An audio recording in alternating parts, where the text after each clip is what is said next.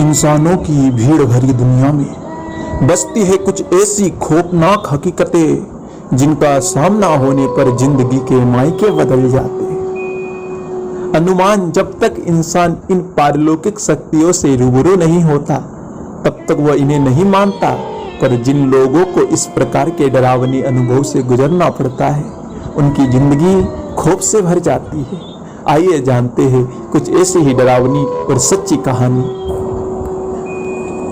एक रात जब धरा नाम की लड़की अकेले कमरे में सोई हुई थी, तभी अचानक उनका टीवी चलना शुरू हो गया, जिससे वह चौंक गई।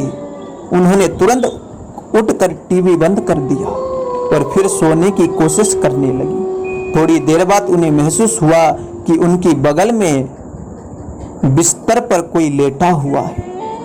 टीवी की अपने आप चलना और फिर किसी की होने का एहसास होना घर में अकेली लेटी महिला को डरा देने के लिए काफी था। धरा जिस करवट लेटी थी उसी करवट लेटी रही। उन्हें समझ नहीं आ रहा था कि करे तो क्या करे।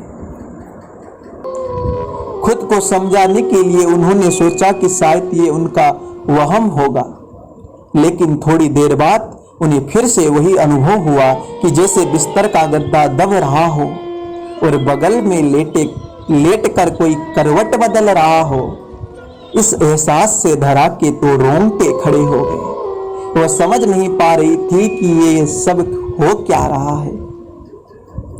बहुत हिम्मत जुटाकर वो बिस्तर से उठी और पीछे पलट कर देखा, वहां कोई नहीं था। लेकिन जब उनकी नजर गद्दे पर पड़ी तो धरा का दिल दहल गया। गद्दा नीचे की ओर दबा हुआ था और ऐसा दिख रहा था जैसे उस पर कोई इंसान लेटा हुआ है। जब वह चिल्लाना चाहती थी पर खौफ और डर के मारे उनके हलक से आवाज तक नहीं निकली। दिल की धड़कन बहुत तेज हो चली थी।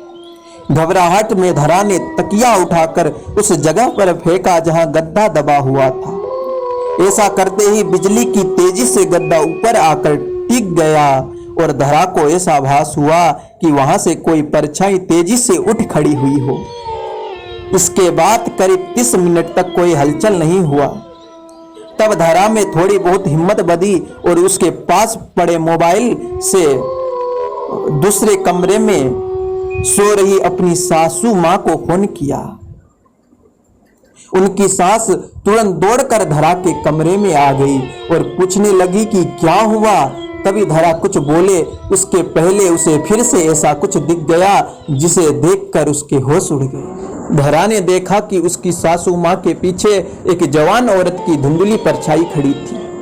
उसकी आंखें की जगह काले गहरे गड्ढे थे और उसका कद करीब करीब कमरे की छत जितना ऊंचा था। यह भयानक नजारा देखकर धरा वहीं बेहोश हो गई और उसी रात उन्हें अस्पताल में दाखिल करना पड़ा। डॉक्टर ने कहा कि डर के मारे उन्हें लो प्रेशर की शिकायत हो चुकी है। धरा के ससुराल वाले वह मकान छोड़ने को राजी नहीं थे, इसलिए धरा आज भी अपने मायके में रहती है।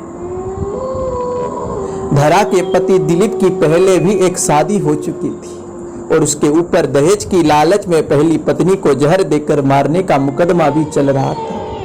बदनामी के कारण दिलीप अपनी मां के साथ एक नए घर में आकर रहने लगा था, जबकि उसके पिता अभी भी पुराने घर की देखभाल कर रहे थे। धरा के परिवार वालों को शादी से पहले ये बात पता नहीं चल पाई, लेकिन उस भूतना घटना के बाद जब धरा ने दिलीप को आपत्ति सुनाई तो उसके पहली पत्नी का राज खोला। हालांकि उसका कहना था कि पत्नी को उसने जहर नहीं दिया था, बल्कि उसने खुद ही जहर खाकर जान दी थी। अदालत में अभी भी ये मामला लटका हुआ है। आपको ये कहानी कैसी लगी? यदि आपको ये कहानी अच्छी लगी हो तो कमेंट बॉक्स में कमेंट जरूर करें और बताएं कि ये वीडियो कैसी लगी आप सबको। धन्यवाद।